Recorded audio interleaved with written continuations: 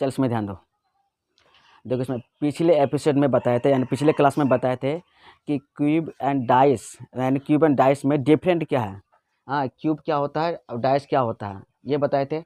आज यानी बताया जाएगा कि क्यूब एंड डाइस में यानी एक बहुत बड़ा क्यूब है और उसको यानी तोड़ को यानी बहुत सारा छोटे छोटे क्यूब में यानी बदल दिया जाता है। हाँ, तो यानी बहुत सारा क्यूब में बदल जाता है, तो ऐसे यानी काउंटिंग करेंगे तो काउंटिंग करने में यानी प्रॉब्लम होगा कि कितना यानी क्यूब रंगा हुआ है, कितना क्यूब रंगा हुआ नहीं है। कितने क्यूब का 2 सतह रंगा हुआ है और कितने क्यूब का 3 सतह रंगा हुआ है। अगर किसी क्यूब को, अगर बड़ा सा क्यूब को बहुत सारे छोटे छोटे भागों में अगर डिवाइड कर दिया गया है और तुम्हें यानी बोला जाता है कि कितना क्यूब यानी बिना रंगा हुआ यानी क्यूब निकलेगा, तो ऐसे काउंटिंग अगर करना शुरू कर दोगे तो यानी बहुत लेट हो सकता है। तो उसका एक यानी अपना अपना यानी फॉर्मूला होता है, यानी रंगा हुआ एक सतह रंगा हुआ, 2 सतह रंगा हुआ और 3 सतह रंगा हुआ, यानी सबका यानी अपना अपना फॉर्मूला होता है।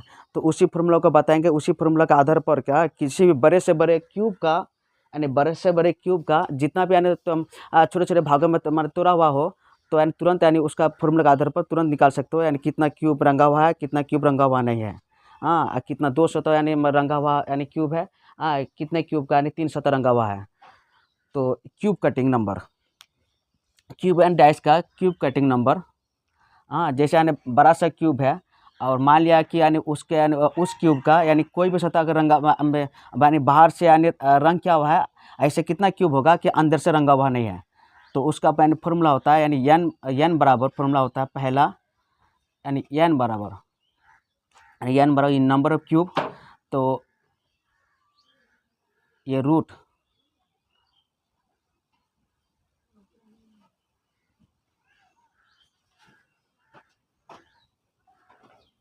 टोटल नंबर ऑफ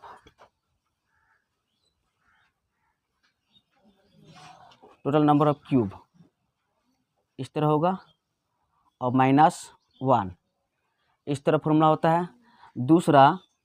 दूसरा होता है क्या, यानी बिना रंगा हुआ, यानी ऐसा यानी कि ऐसा कितना क्यूब होगा कि उसमें यानी बिना रंगा हुआ यानी क्यूब यानी नहीं निकलेगा। तो अगर बिना रंगा हुआ क्यूब का बात हो,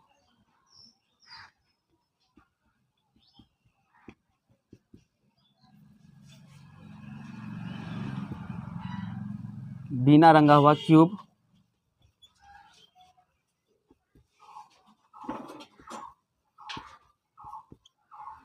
बिना रंगा क्यूब का बात हो तो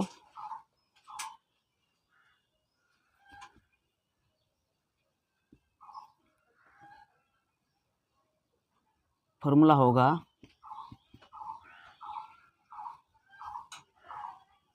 n-1 होल क्यूब, यानी n-1 होल क्यूब। फिर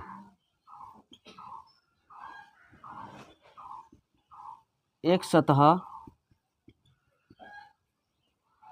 सतह रंगा हुआ क्यूब का बात हो तो फॉर्मूला होगा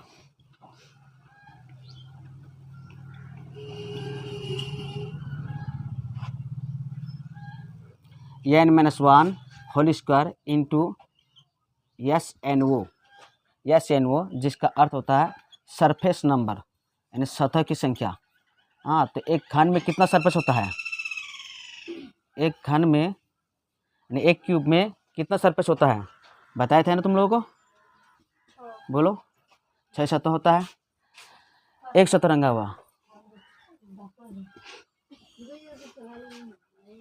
दो सतह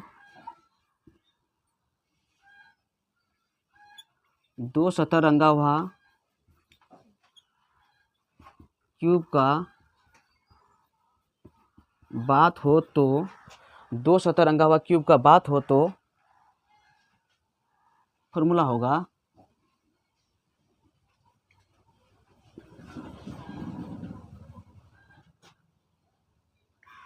n-1 इंटू ENO, जिसका फुल फॉर्म होता है EDGE, एज नंबर, यानी किनारों की संख्या, एज नंबर। दो सतह रंगा हुआ क्यूब का बात हो तो। पांचवा है तीन सतह रंगा हुआ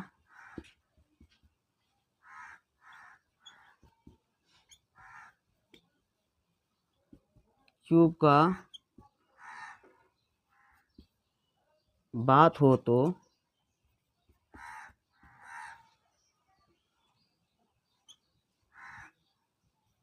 उसकी संख्या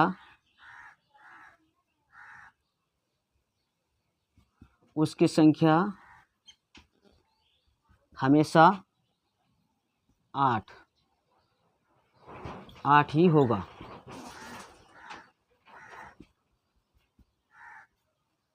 पहले से उतार लो, फिर क्वेश्चन में आते हैं।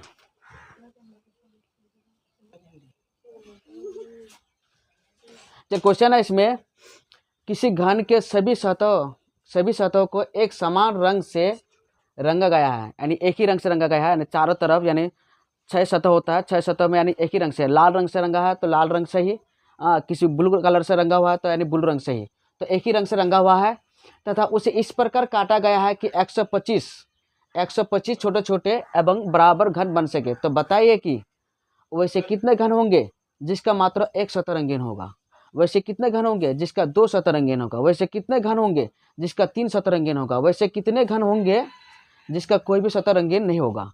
तो कोई एक बड़ा सा घन है, उसे 125 छोटे छोटे घन में यानी तब्दील कर दिया गया है, बदल दिया गया है। तो सोचो यानी किस तरह उसे यानी काटा जाए, किस तरह उसे छोटे छोटे घन में बदला जा सकता है। मान लिया कि एक बड़ा सा घन है,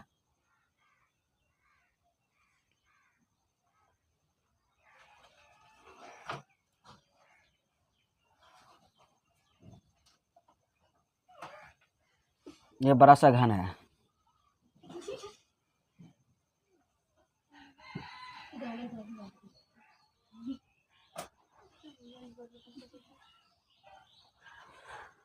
ये बड़ा सा घन है, तो इसे तुम 125 छोटे छोटे घनों में कैसे बदल सकते हो? कौन बदल सकता है? तो ये बड़ा सा घन है, एक बड़ा सा घन है, इससे 125 छोटे छोटे घनों में बदलना है। तो अगर इस तरह अगर दिया हुआ हो तो इस यानी हर तरफ से यानी पाँच भागों में डिवाइड करना है, यानी आइडिया के हिसाब से यानी थोड़ा सा इक्वल होना चाहिए। तो एक भाग कर लिए, 2 3 4, 1 2 3 4 5 हो गया। फिर इधर से भी 1 2 3 4, 1 2 3 4 5, 5 घर हो गया। फिर इधर से भी 1 2 3 4 हो गया इधर। फिर इसे इस तरह तोड़ते हैं,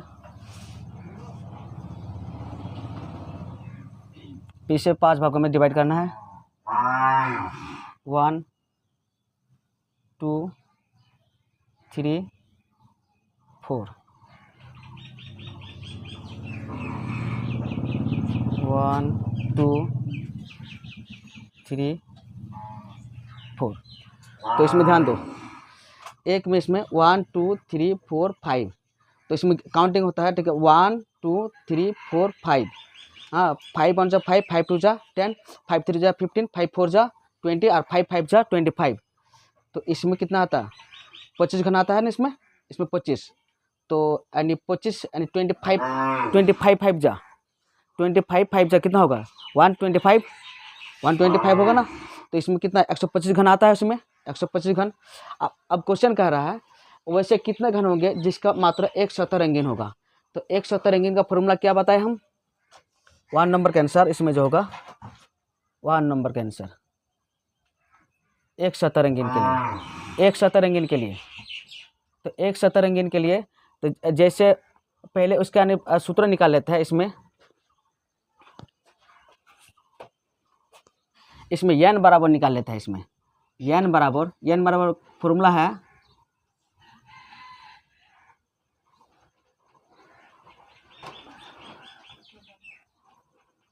टोटल नंबर ऑफ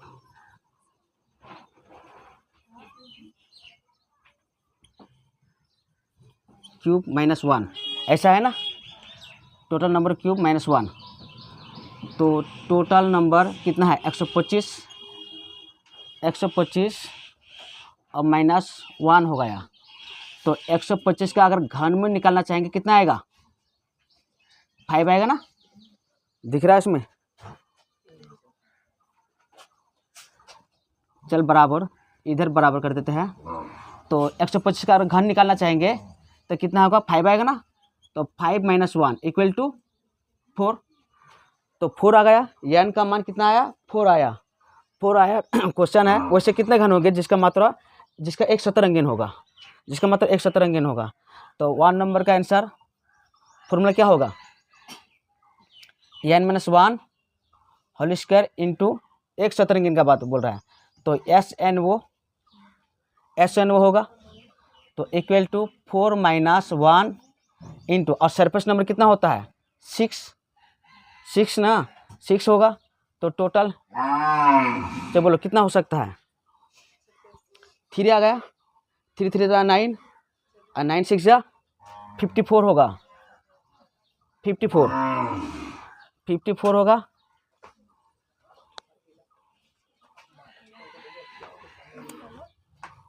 हो गया। फिर दूसरा में आता है, दूसरा में है वैसे कितने घन होंगे जिसका 2 शतरंगीन होगा। तो 2 शतरंगीन के लिए फिर n माइनस 1 यानी 4 माइनस 1 इंटू EN वो होगा ना, EN वो, तो 4 माइनस 1 और EN वो का संख्या कितना होगा 12, तो कितना होगा 36, ये हो गया। तीसरा में आता है, तीसरा का वैसे कितना घन होंगे जिसका 3 शतरंगीन होगा, 3 शतरंगीन होगा। तो इसका एलवेज क्या होता है, एलवेज 8, एलवेज यानी हमेशा इसका 8 ही आंसर होगा, 8 ही इसका जवाब होगा। चौथा में है वैसे कितने घन होंगे जिसका कोई भी शतरंगीन नहीं होगा। तो कोई भी शतरंगीन नहीं के लिए फॉर्मूला बताया है, यानी n माइनस 1 क्या वो होल क्यूब, यानी 4 माइनस 1 होल क्यूब। तो बराबर कितना आएगा, 3 बचता है, 3 3 जा 9 और 9 3 जा 27, ये होगा आंसर। उतार लो इसे। Why are you laughing?